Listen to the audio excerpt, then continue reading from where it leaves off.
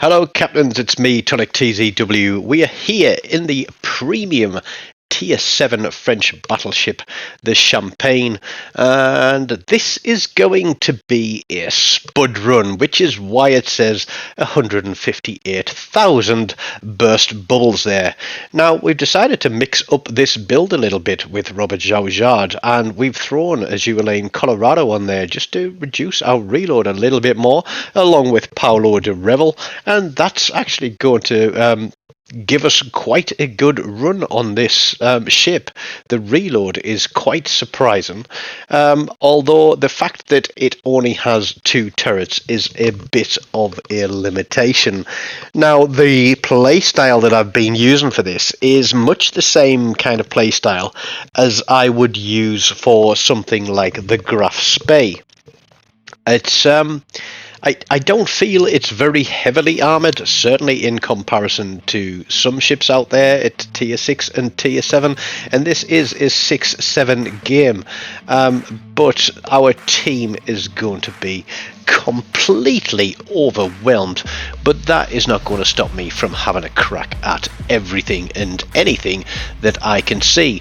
Now, I'm a little bit uncertain as to where to start here. The destroyer has gone out in the centre, as usual.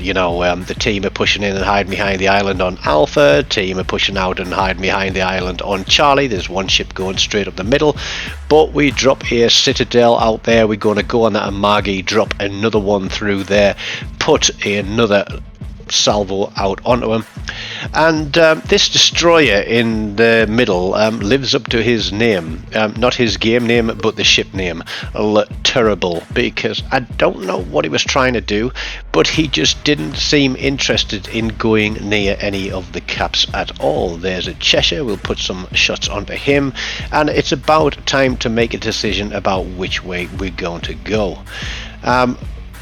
Destroyer contested on Charlie. There's one battleship behind the island, and literally the other battleship is going to turn and run away from Charlie Cap. I don't know why he's doing that, but yeah, it's going to cost us the destroyer out on that cap. Red team are in Alpha. That's the Amalfi, so we're going to put some pressure on him, force him out from hiding behind the edge of that island there. He's going out towards the destroyer, so I'm trying to do what I can to put some damage out on this guy, but it looks like our DD has got himself spotted because he is getting absolutely rained on. He's far too close to that Scharnhorst for the secondaries to be firing, which leads me that his situational awareness leaves a little bit to be desired. But that Amalfi has obviously got his head screwed on because he started turning out of that salvo there, but we still drop another Citadel through, and as he's kiting away, we're going to plop some shots off into the distance, and I'm thinking, okay, we need a cap. I don't know why that battleship is still running away. I think it's a Colorado. The destroyer was just pinging him then. But that the Terrible could go across to A cap. He could potentially, could he push across to Charlie where there isn't a destroyer anymore? Yes, he could, but he's playing his game, so let's carry on with ours. We drop a Citadel through the Nagato, I think it was.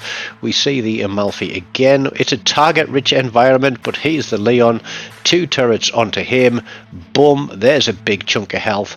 We're up almost to 100,000 already, and there we go at 97, and we turn out because we know he's got a lot of guns, but we're going to plop another shot out there, and that is the kill. 98,000 damage. Now we've got a cruiser hiding behind an island here off our bow now, just wondering what he's doing.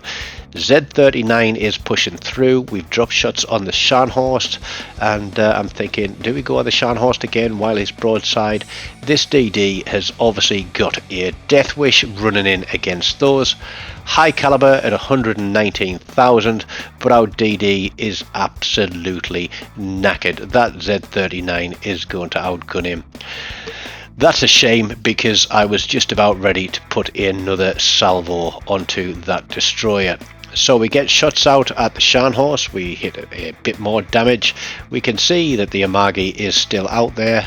We have got a cruiser there on the corner. We lose the North Carolina, who was running away from everything, and that Z39 is going to push down to Delta Cap.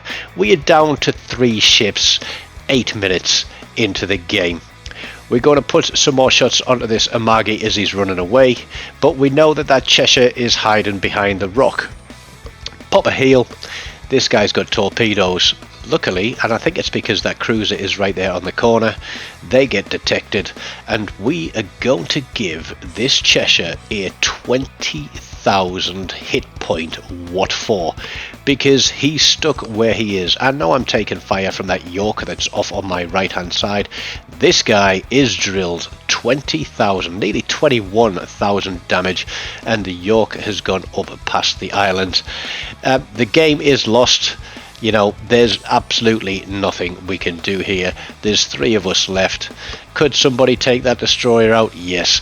Could somebody have pushed a cap? Yes, we could have, but it's just been a running battle for me, and I'm thinking, can I pick myself up another kill on this York? He's probably gonna get in close and slap me around a little bit, and for some reason RNG deserts us and we miss an entire salvo at less than 5 kilometers.